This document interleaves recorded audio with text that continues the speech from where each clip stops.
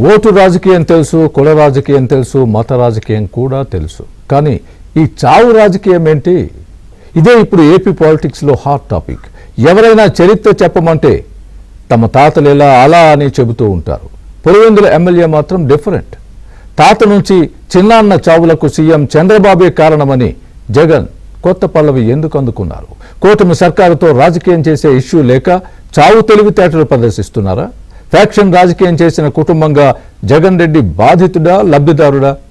పుట్టిన వారికి మరణం తప్పదని విన్నాం, కానీ ఆ మరణాలే పవర్కు పరమపద సోపానాలని జగన్ ఎందుకు నమ్ముతున్నారు? ఇప్పుడు దశాబ్దాల నాడు దివంగతులైన తన గ్రాండ్ ఫాదర్ను ఇప్పుడెందుకు స్మరించుకుంటున్నారు? ఆస్కార్ రేంజ్లో నటిస్తూ కూటమి పార్టీల కిందకు నీళ్లు తెస్తున్న ఉలిపికట్ట బ్యాచ్కు రాజకీయ చాణక్యుడు చంద్రబాబు బృందం ఎలా చెక్ చెప్పబోతోంది?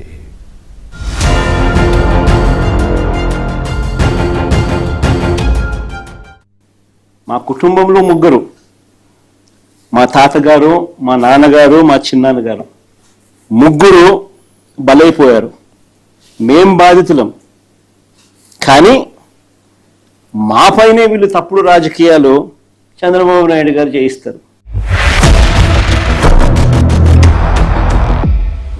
విన్నారుగా, పులివెందుల ఎమ్మెల్యే జగన్మోహన్ రెడ్డి రాసుకొచ్చిన స్క్రిప్టు ఎంత బాగా చదివారో, ఎంత బాగా నటించారో. ఉలిపికట్ట గారి మాటలు విన్న ఎవరికైనా అబ్బా ఏం నటన అని అనాలనిపిస్తుంది. అనిపించడమే కాదు, ఏదైనా అవార్డు ఇస్తే ఇంకా బాగుంటుందనే ఫీల్ కూడా కలుగుతుంది. మీరు అనుకోవడం ఎందుకు, ఇదిగో ఆ ఇవ్వబోయే అవార్డు ఏంటో మంత్రి లోకేష్ ప్రకటిస్తారు, వినండి. జగన్మోహన్ రెడ్డి గారు యాక్టింగ్ లోకి వస్తే భాస్కర్ అవార్డు వచ్చేస్తుందండి. ఆయనకి భాస్కర్ అవార్డు వచ్చేస్తుంది. ఎంత అద్భుతంగా నటిస్తాడంటే అసలు నాకే ఆశ్చర్యం వేస్తుంది. ఆ నటన చూసి నాకే ఆశ్చర్యం వేస్తుంది. లోకేష్ గారి ప్రకటన విన్నాక మీరు నవ్వాపుకుంటున్నారు కదా. జగన్ రెడ్డి గురించి లోకేష్ చెప్పే ఈ మాటలు వింటే మీరేమాత్రం నవ్వాపుకోలేరు. బయటకు కనిపించకుండా మీలో మీరే నవ్వేసుకుంటారు. కావాలంటే వినండి. జగన్మోహన్ రెడ్డి గారికి మంచి పేరు పెడుతున్నారు. బెంతాహై. 3 రోజులు బెంగళూరులో, 1 రోజు తాడేపల్లిలో, 3 రోజులు హైదరాబాద్లో. అందుకే జగన్మోహన్ రెడ్డి అన్నది ఇక్కడి నుంచి బెంతాహై అన్న ముద్దుగా మీరు పిలవండి. ఇప్పటిదాకా విన్నది కామెడీ వర్షన్, ఇక వినబోయేది పక్కా పొలిటికల్ యాక్షన్ మసాలా. జగన్ రెడ్డి గురువారం బ్లూ మీడియాకి ఇచ్చిన ప్రెస్ మీట్ గా పిలువబడే తాడేపల్లి ప్యాలెస్ సమర్పించు బెంతాహై మూవీ. ఏపీలో కుట్ర రాజకీయాలు జరుగుతున్నాయనేందుకు పులివెందుల ఎమ్మెల్యే మాటలే నిదర్శనం. మరి జగన్ రెడ్డి పార్టీ పట్ల అప్రమత్తంగా ఉండాలంటే ఏం చేయాలో తన మేనమామ బాలకృష్ణ సినిమాలో డైలాగులు దంచితే రాయలసీమ గడ్డపై ప్రత్యర్థులకు రీసౌండ్ వచ్చేలా పొలిటికల్ డైలాగు డైనమైట్లను పేల్చారు అల్లుడు మంత్రి లోకేష్. బాలయ్య రిధం అదే దమ్ముతో దుమ్ము లేపారు. పంచులతో రఫ్ ఆడించారు మంత్రి లోకేష్. ఎట్లుంటారో మనం చూస్తున్నాం కదా. బయట ముద్దలు పెడతాడు, లోపల చిన్నాన్ని లేపేస్తాడు. అందుకే ఆ రప్పరప్ప పార్టీని సంగతి కూడా చూసుకోవాల్సిన బాధ్యత మన అందరి పైన ఉంది. ఆ రప్పరప్పలు చెప్తున్నా అన్నీ చూస్తూ మేము ఊరుకోరా భయ్. మీరు రప్పరప్ప అంటే మేము తగ్గుతాం అనుకుంటున్నావా? జగన్ గారిని చూసినా, వాళ్ళ తండ్రి గారిని కూడా చూసినా ఎవ్వడు మమ్మల్ని పీకలేకపోయాడు. మీరు ఒక లెక్కన చిన్న బాస్ హింటిస్తే తాము ఊరుకుంటామా? తాము కూడా ఏం తక్కువ కాదనుకున్నారు 6 అడుగుల మంత్రి అచ్చెన్నాయుడు. గొడ్డలి పార్టీకి ఓ ట్యాగ్ లైన్ కూడా తగిలించేశారు. జగన్ రెడ్డి తెలుగు జాతికే అరిష్టమని, రాజకీయ ముసుగేసుకుని ఫ్యాక్షనిస్టులా వ్యవహరిస్తున్నారని బాలుడు మండినట్లు మాటలతో సెగలు పుట్టించారు అచ్చెన్న. ఈ రోజు నుంచి ఒక గొడ్డల పార్టీయే కాదు, కింద సబ్ హెడ్డింగ్ కూడా నేను పెడుతున్నాను. గొడ్డల పార్టీ సమాజానికి హానికరం.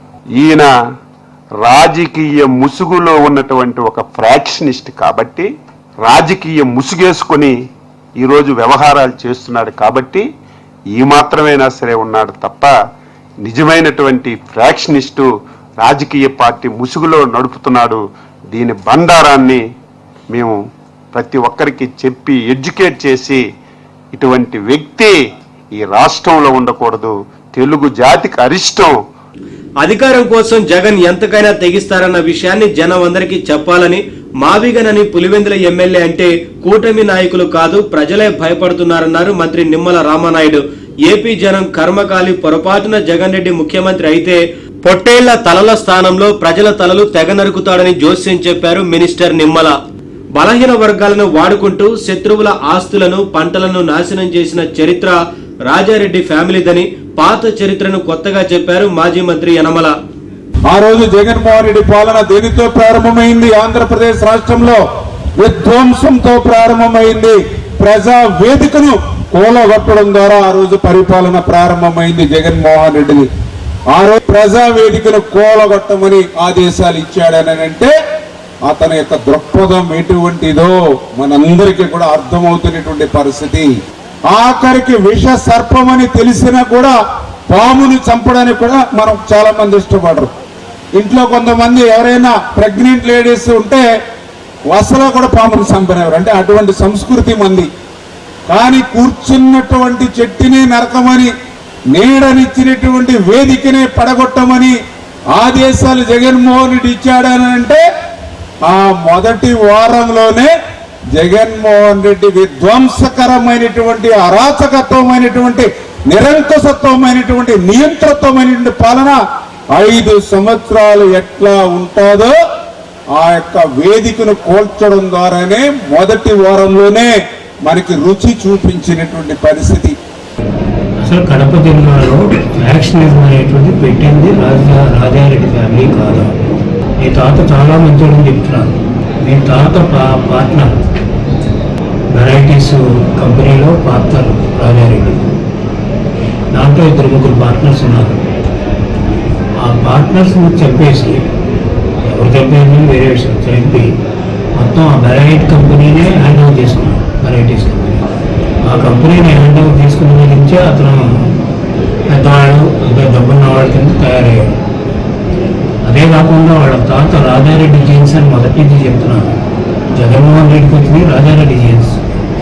వాళ్ళ తాత కడప జిల్లాలో రాజారెడ్డి ఫ్యాక్షనిజాన్ని మొదలుపెట్టాడు. ఫ్యాక్షనిజాన్ని మొదలుపెట్టి బలహీన వర్గాలను ఉపయోగించుకొని తన తండ్రి రాజశేఖర్ మరణంపై కొడుకుగా జగన్ రెడ్డి పైనే డౌట్ ఉందని చాలా మంది సీనియర్ నేతలు చెప్పారని, వారంతా వైసీపీలోనే ఉన్నారని బాంబు పేల్చారు విజయవాడ ఎంపీ కేశినేని చిన్ని. వైఎస్ఆర్ హత్యకు కారణం రిలయన్స్ పెద్దలన్న జగన్ రెడ్డి అదే సంస్థకు చెందిన పరిమళ నత్వానికి రాజ్యసభ పోస్ట్ ఎందుకిచ్చారని నిలదీశారు. బడుగు బలహీన వర్గాల నాయకుడు వంగవీటి రంగా హత్యలో ప్రధాన నిందితుడిగా ఉన్న వ్యక్తికి వైసీపీ జిల్లా అధ్యక్ష పదవి ఎలా ఇచ్చావో జగన్ అని నిలదీశారు ఎంపీ చిన్ని. అటు ముఖ్యమంత్రి చంద్రబాబు అనుభవం ముందు ఫ్యాక్షన్ పొలిటీషియన్ జగన్ రెడ్డి నీచ రాజకీయాలు పనిచేయవు, అయినా ఏపీ జనం వైసీపీని నమ్మే స్థితిలో లేరన్నారు TDP senior MLA Pattipati Pullarao. చేతనైతే ప్రజలకు మేలు చేసే సలహాలు ఇవ్వాలని, దుర్మార్గపు ఆలోచనలు చేయొద్దని హితవు పలికారు పత్తిపాటి. ఇవన్నీ హత్యలు చూస్తుంటే మాకు ఒకటే డౌట్ ఉంది. ఏంటంటే రంగా గారి హత్య కానీ, లేక రాజశేఖర రెడ్డి గారి హత్య కానీ, లేకపోతే ఇంకా ఎవరైనా వివేకానంద రెడ్డి గారి హత్య కానీ, ఇవన్నీ ఒక దర్యాప్తు చేస్తే ఏదన్నా మీ నాయకులు చెప్పినట్టు, మీ నాయకులు ఎవరైతే ఇప్పుడు చాలా పదవుల్లో ఉన్నారు కదా, అందరూ నిజంగా పెద్ద పెద్ద పదవుల్లో ఉన్న నాయకులు అందరూ చెప్పారు. శవం రాకముందే ముఖ్యమంత్రిగా సంతకాలు సేకరణ చేశారు. అన్నిటికన్నా ముఖ్యంగా మాకు జగన్ మీద డౌట్ ఉందని ఇప్పుడు నీ చుట్టూ ఉన్న పెద్ద పెద్ద నాయకులు అందరూ చెప్పారు. మరి వాళ్ళందరూ డౌట్లను కూడా మనం క్లారిఫై చేయాలి. తప్పకుండా వీటిని కనుక నువ్వు క్లారిఫై చేస్తే చాలా బాగుంటుంది. మీ తండ్రి 2009లో ఆయన యాక్సిడెంట్కి వెనకెవరో ఉండారు, కుట్రలు కుతంత్రాలు అని అంటే నువ్వేం చేస్తున్నావు? నువ్వు ముఖ్యమంత్రి అయిన తర్వాత 5 ఏళ్ళు ఏం చేసావు? ఎందుకు గాజులు తొడుక్కొని మూల కూర్చున్నావు? ఎందుకు సైలెంట్గా ఉండవు? మీ చెల్లెలు సునీతమ్మ వాళ్ళ తండ్రి వివేకానంద రెడ్డి హత్య గురైనాడు, నో డౌట్. ఆయన హత్య జరిగిన కొద్ది నెలకి తమరు ముఖ్యమంత్రి అయినారు. 5 ఏళ్ళు చీఫ్ మినిస్టర్. మీ చిన్నాన్న చనిపోయిన తర్వాత, హత్య గురైన తర్వాత ఏం చేస్తున్నా? ఎందుకు హంతకులను సరిగా తేల్చలేకపోయినా? ఎందుకు మీ చెల్లెలు వాళ్ళ తండ్రి చనిపోతే విరోచితంగా పోరాడుతుంది. రాష్ట్రం, కేంద్రం, సుప్రీంకోర్టు దాకా పోరాడుతుంది. పులివెందుల పులి అనిపించుకుంది. నువ్వు పులివెందుల పిల్లివే. ఏపీలో వైసీపీని కాపాడుకోవాలంటే కూటమి ఐక్యత దెబ్బతీయాలి. ఆ 3 పార్టీల మధ్య చిచ్చు పెట్టాలి. మధ్య మధ్యలో ఓ సినిమా టైం అంత ప్రెస్ మీట్ పెట్టాలి. ఇందులో పాత్రలు, పాత్రధారులు అందరినీ డిసైడ్ చేసేది తాడేపల్లి ప్యాలెసే. రాబోయే కొన్ని రోజుల్లో కూటమి పార్టీలపై, సీఎం చంద్రబాబు నేతృత్వంలోని ప్రభుత్వంపై ఎలాంటి కుట్రలు కుతంత్రాలు చేయాలో తన సైకో బ్యాచ్ కు గంటల తరబడి తన ప్రెస్ మీట్ రూపంలో నూరిపోస్తారు జగన్ రెడ్డి. పక్కా ఫ్యాక్షన్ లక్షణాలున్న పులివెందుల ఎమ్మెల్యే తన తండ్రి మరణానికి కారణమన్న రిలయన్స్ సంస్థకు చెందిన పెద్దలకు తాను పవర్ లో ఉన్నప్పుడు రాజ్యసభ సీటు ఎందుకు ఇచ్చినట్లని జగన్ ను ప్రశ్నిస్తే అన్ని మూసుకుంటారు. ఎందుకంటే అప్పుడు తనకు ఆ రాజకీయ అండ అవసరం. మరిప్పుడు తన తండ్రి చావును ఎందుకు పొలిటికల్ గా వాడుకోవాలనుకుంటున్నాడంటే సెంటిమెంట్ ను రగిల్చి ఆ మంటల్లో భవిష్యత్ రాజకీయ కాపడం చేసుకోవడం కోసం. అందుకే నేరుగా జగన్ రెడ్డి డైరెక్ట్ గా విషం చెమ్ముతున్నారు. ఇండైరెక్ట్ గా సోకాల్ జర్నలిస్టులతో అన్యాయంగా మాట్లాడించిన విషయాన్ని ఏపీ జనం మరిచిపోవద్దు. పోనీ సైకో బ్యాచ్ కుట్రలు ఇంతటితో ఆగుతాయా అంటే నో. జనసేన ముసుగులో టీడీపీ క్యాడర్ను, టీడీపీ ముసుగులో జనసేన నాయకులను, క్యాడర్ను ఫేక్ అకౌంట్లతో తిట్టిపోస్తారు. సరిగ్గా ఇలాంటి జగన్మారి జగత్ కంత్రీల నుంచి కూటమి పార్టీలు అప్రమత్తంగా ఉండాలి. కలిసికట్టుగా జగన్ ముఠా కుట్రలను తిప్పికొడితేనే ప్రజలకు పాలకులకు మేలు. లేదంటే జగన్ సమర్పించే క్షుద్ర రాజకీయం రావణ కాష్టంలా ఏపీని మండిస్తూనే ఉంటుంది.